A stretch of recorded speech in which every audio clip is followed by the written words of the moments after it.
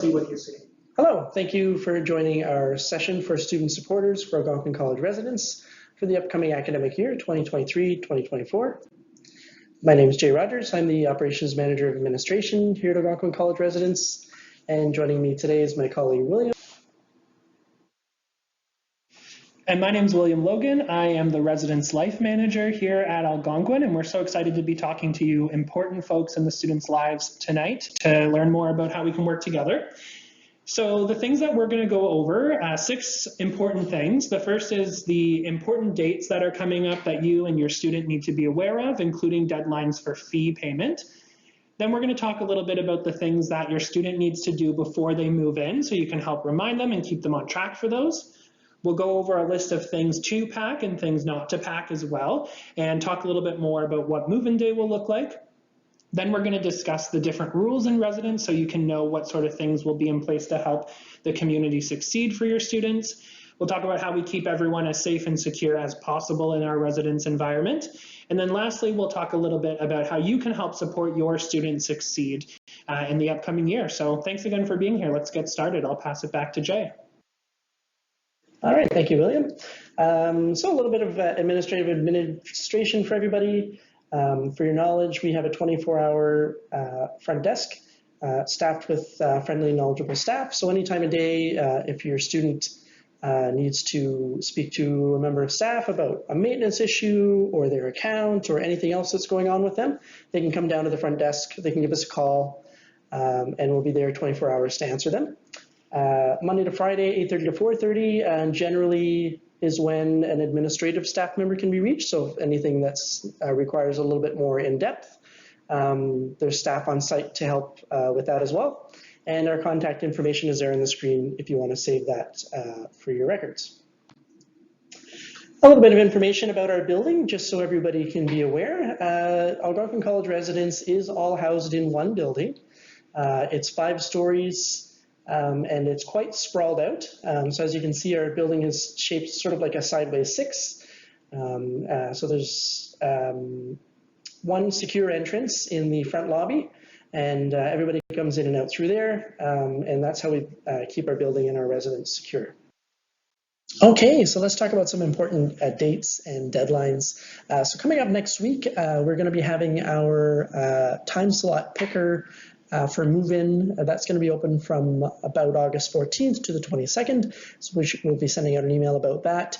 So don't forget to remind your resident to log in to the housing portal and select their move-in time slot. You'll be able to select the day and the time of day that you want to move in your resident into the residence. So the dates which will be available will be September 1st, 2nd, and 3rd. So that's our official move-in weekend. So keep your calendar clear to be able to support your resident to move in. Then on September the 20th is the second residence fee installment. That's $4,000 due on September 20th. So that's for anybody who selected the option 2 payment schedule as opposed to selecting the option 1, which was to pay everything up front during the application process. So if you did option 1 and you paid everything up front, that's fine. You don't have to worry about these other deadlines. Otherwise, most people are following this schedule. December 1st is the last withdrawal deadline as per the cancellation policy. So what does that mean? That means that on December 1st, the cancellation penalty increases to its highest amount. The reason we mention this is sometimes people make a determination that maybe they changed their mind about their program, or they didn't do well in their program, or they decided to leave Algonquin or leave residence. If that's the case for your resident, and they know that before December 1st, as long as they fill out their cancellation form with us and let us know that they're going to be leaving, they'll qualify for that lower cancellation penalty. But anybody that lets us know after December 1st that they're not going to be staying until the end of the term, they're going to be paying that higher cancellation penalty. So that's why we do mention this, just so you can make an informed decision about winter semester if anything comes up. Otherwise, on December 18th through January 6th, the residence and the campus is closed for the winter break. So this period is not included in the residence fees because we're closed. So we do require residents to move back home during, you don't have to move, they don't have to move out, they don't have to take all their stuff, but they have to go back home during the winter break period as the residence is closed for regular operations. That being said, there is a process for residents to remain in the residence during that period if they have a reason to do so. Maybe they have a job in the area or they're doing a placement or something like that. So if they have a valid reason to remain here, they just have to fill out an application with us in order to do that, and then they'll be charged a $10 per day fee to remain in residence during that time. The next payment installment deadline is January the 20th. That's $3,170 due on that day.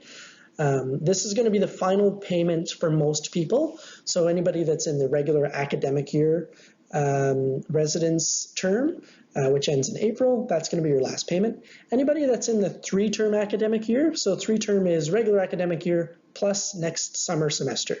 If that's you and that's what you have applied to live in residence, then your final installment is going to be $3,000 on April the 15th. In addition to that, everybody's who's on a regular academic year, which is going to be most of you, a move-out date is April the 21st. So that's the day, last day of residence. So make sure to mark that in your calendar as well, so that you can support your resident in moving back home. Okay, so some things for your student to do straight away. So make sure that you touch base with them about these things in order to have a smooth move-in and a smooth process. So make sure that they're checking their email regularly for emails from the residents. This time of the year, we're sending out a lot of communications about move-in, roommates, time slot picker, any other reminders. So make sure that they're staying on top of their email communications and that they check their junk box to make sure that we're not sitting there in their junk box and they're missing out on important information. And also ensure that they log into their housing portal profile and make sure that they have a good quality picture of themselves. We want a photo of their face. We use this for security purposes. So it's very important that we have a good photo of your resident. On that note, they'll also want to make sure that they sign up for their AC card. So that's their student card. They'll have to go to algonquincollege.com/card services and upload their photo and complete some other information. And that way, when they arrive here to move in for residence, we'll have their their student card ready for them. If they don't do this in advance, they're going to have to go line up, get their picture taken. There's more process involved. So it's a lot easier for them. Go online, do it in advance. When they check in for residence, we'll already have their card, which means they can use their meal plan straight away, and they can use their card as their room key, so they don't have to carry around a bunch of different things. So definitely encourage them, make sure that they go online, algonquincollege.com/card services, and do that in advance. We also encourage all incoming residents to connect with their new roommate. So next week, we'll be sending out emails to everybody who's been matched with a roommate, whether they pick that roommate themselves or whether we match them based on their personality questionnaire. So they'll be getting their roommate's email address and their name so they can start a conversation with each other and get to know each other before they arrive. Also a good opportunity to coordinate who's bringing what so that there's no, you don't end up with 2 toaster ovens and 2 Instant Pots in the room. Also important to make sure that we have accurate contact details for your residents. So make sure that they are updating us with their personal mobile number. We already have your information on file. That's why you've got the communication from us today. So we've got that information in an emergency. We need their contact information so that we can let them know about packages that have arrived for them, or mail, fire alarm testing, any other important information that we need to touch base. So it's really important that we have their mobile number and their email address. So make sure that they update that with us, and then keep your information on file as the emergency contact. Also encourage them to set some calendar reminders to make sure that they're paying their fees on time and all that other stuff. So make sure to check out the important dates and deadlines, and they set themselves some reminders to make it easier. Move-in day. So on the day, daytime parking is complimentary for lots 10 and 11. That doesn't include overnight parking, so if your resident is bringing their car, they'll want to make sure that they purchase their parking passes either in advance or on the parking services website. But daytime parking for those who are coming down for the day to help, it's free for parking lots 10 and 11. Those are right nearby the residence. Bring along a cart or a dolly. We don't keep carts or dollies here on hand. There may be limited assistance available from some volunteers on the day who may or may not have a cart, but we don't have carts available to lend out to everybody. So if you need one, please bring it along. Please limit move-in helpers to 2 people. This just helps us avoid overcrowding in the elevators and the stairwells and the hallways. If everybody brings 3 or 4 people with them, it gets a bit crowded here in the residence. We do have 1,040 people that'll be moving in over the course of the weekend. So at any given time, the residence building is going to be quite busy. Pack using boxes or suitcases that can be unpacked and then taken back home. The reason we mention this is there's not a whole lot of storage in the room for big suitcases that are empty. So unless they're keeping things in them, try and plan to take those boxes or suitcases or whatever you packed in back home with you, so that it's not cluttering up their room and taking up space. Elevators will be in high demand on the day, so keep that in mind. It may be more convenient to pack smaller size boxes or containers that can easily be carried up the stairs rather than having to wait in line for the elevator. Depending on the floor you're on, that might be a more convenient option. We also ask that you please respect the fire lanes and loading zones around the residence and park only in the designated lots. You can use loading zones to unload your items, but then relocate the vehicle to the designated parking. If you're doing any shopping when you get into the area, there's a Loblaws that's literally right across the street from the residence. It's within walking distance. And there's also a Walmart, a Food Basics, and many other shopping facilities available within 5-10 minute drive of the residence, including Walmart, Food Basics. So you don't have to bring everything down with you in the cooler. There's lots of shopping available nearby. And please make use of large dumpsters for any empty boxes or trash rather than crowding up the garbage facilities in the building. Please take that stuff right outside. Okay, so some things to pack. So don't forget to pack a shower curtain and a bath mat. So that may be another thing that you want to coordinate with the roommates. Otherwise, maybe both roommates bring one and they can kind of switch out halfway through the year. That way you don't have the same gross shower curtain all year. So it might be a good idea to just bring one anyway. Under the bed storage containers, we do have a 12-inch clearance underneath our beds. So that's a good opportunity to get those rolling bins or those plastic bags that you can keep things in and easily slide in and out from under the bed. So don't miss out on that opportunity for storage. Bringing with you a dish rack and a drying mat, toaster oven, Instapot, air fryer, electric kettle. Basically anything that has an auto shut-off is allowed. Of course, bedding. You might want to bring a mattress protector or a mattress pad. There is a very simple mattress pad on the mattress, but it's nothing fancy. So if you want something a little bit better quality, make sure to bring that with you. Our beds are double XL size, so basically a queen fits and also double fits. It's kind of an in-between size. Don't forget to bring some cleaning products, laundry detergent products, maybe a stick vacuum, a broom, a mop, so some things for your resident to do cleaning in their own suite.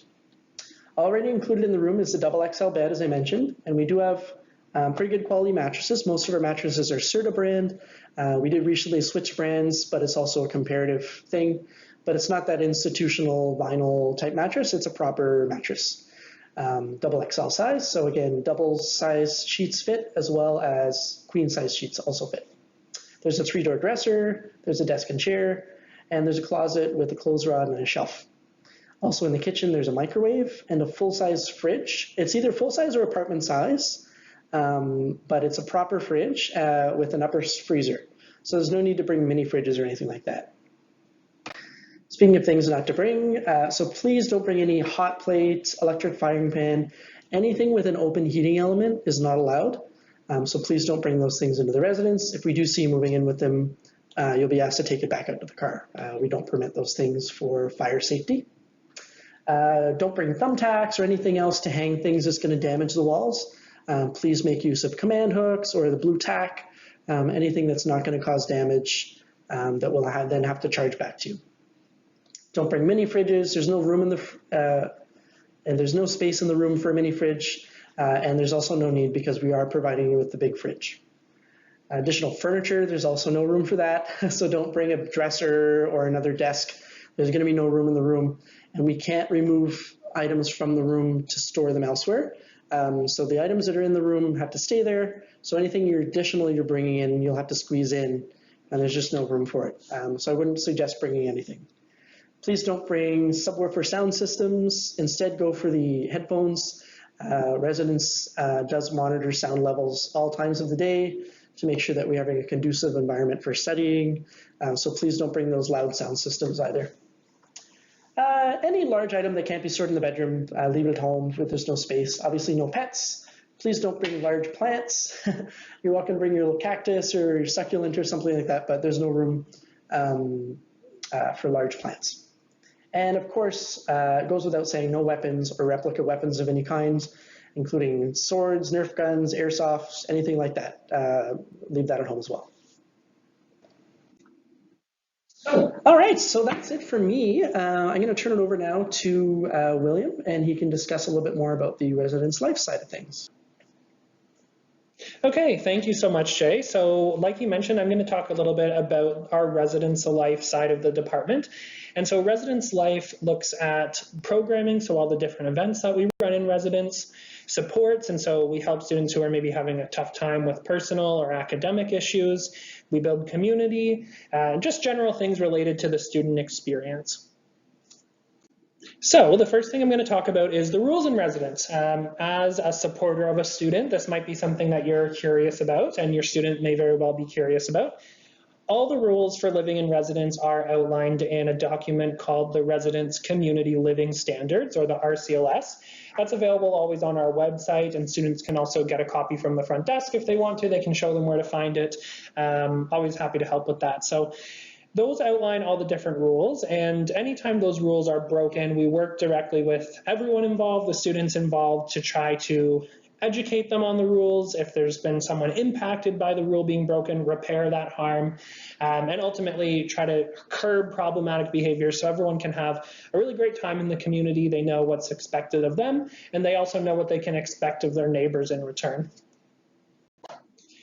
So to get a little bit more specific about, again, some of the more hot topic rules that supporters are often curious about. First is alcohol, and so residence is part of Ontario, and so the legal drinking age in Ontario applies. So students do have to be 19 to consume alcohol in residence, and then that consumption would have to be in a room or suite. And so the student could, if they're 19, have a glass of wine with dinner, but not sort of stumble down the hallway with alcohol. So it is 19 and up, and then in the suite or their bedroom. There are some exceptions to that. The first week of residence, which includes our orientation activities, is a dry week. And so no alcohol or cannabis, which we'll talk about, can be consumed for that week.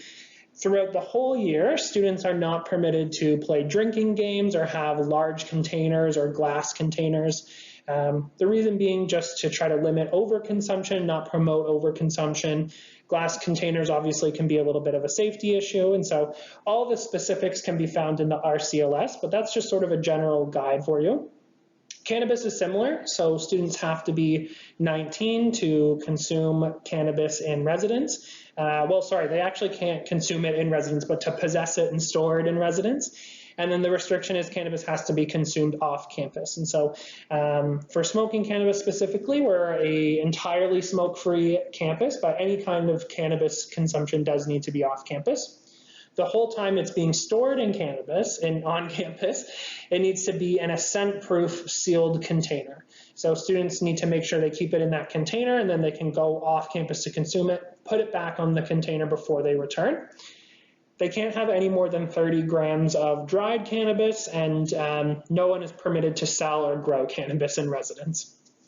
So shifting away from that for noise and quiet hours. So obviously we want students to both be able to do really well in their classes and build some good relationships with other people in the residence building and in the community. So to balance those two things, we have consideration hours and quiet hours.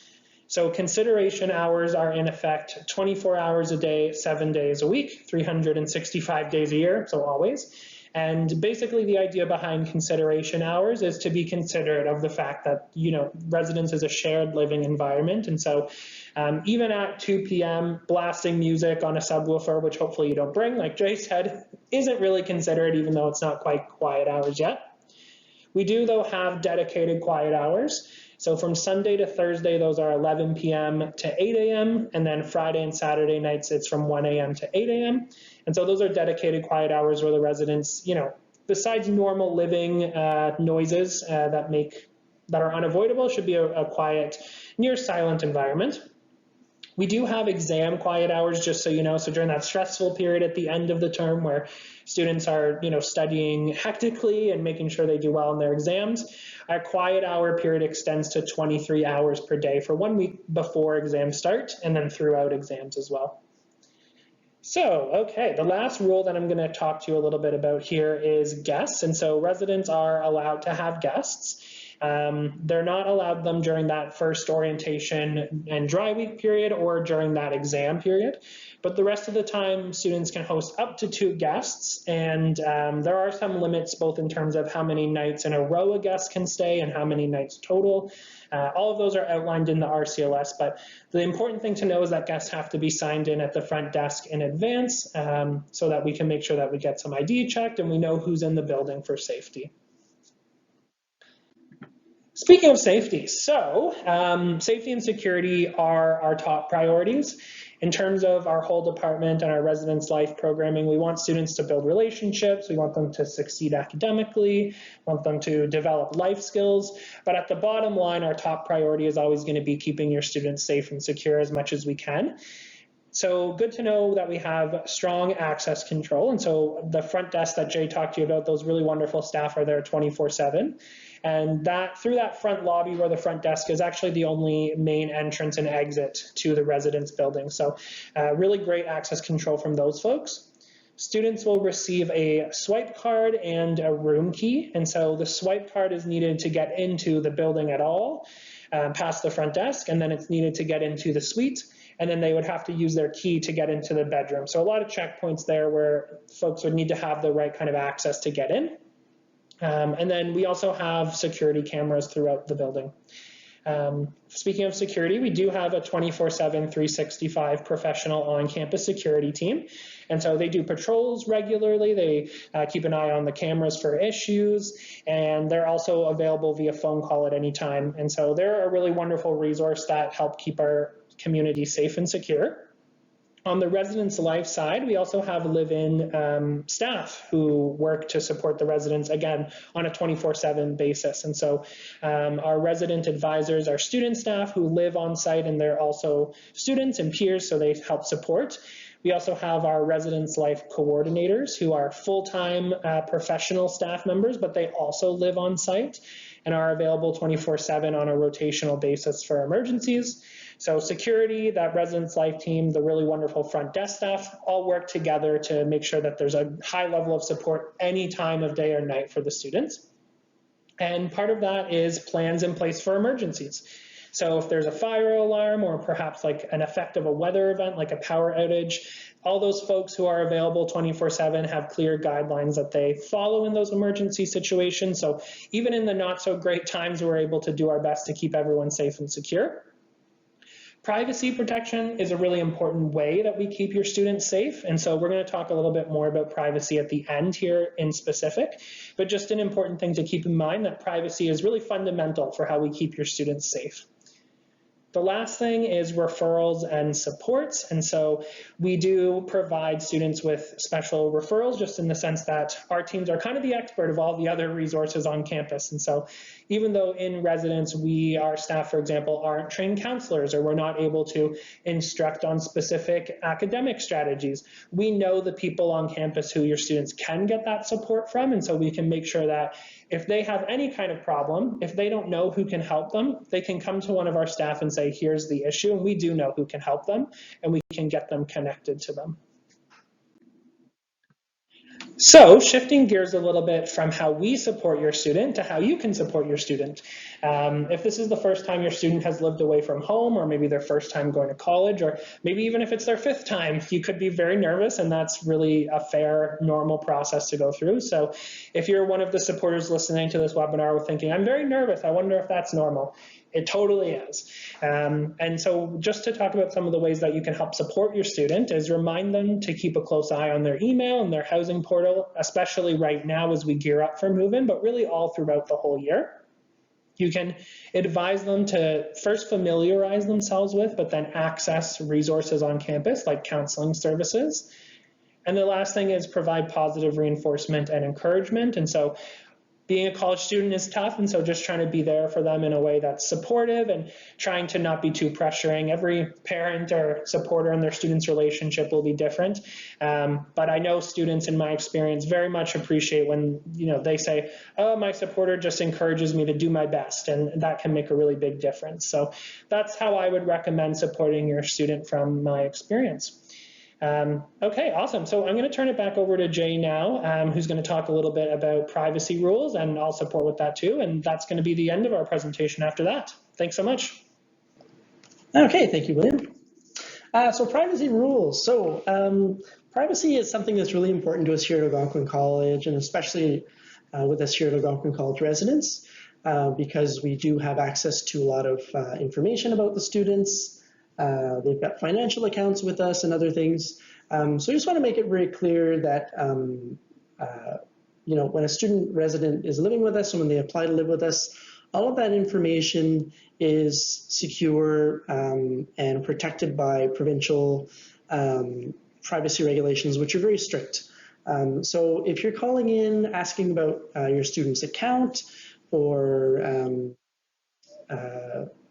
if they pay their fees on time, if they're getting on all right, if they've been in trouble, we're not going to be able to tell you anything about that.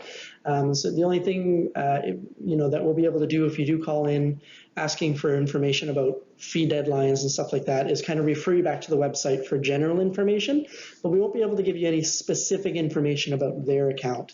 So this is why we mentioned earlier, it's really important to make sure that your student has their contact details updated and that they're monitoring that so that they're not missing out on anything. Feel free to reach out to your students and say, how's things going with your account? They're welcome to share with you any emails, that they got from us if that's something they're willing to do.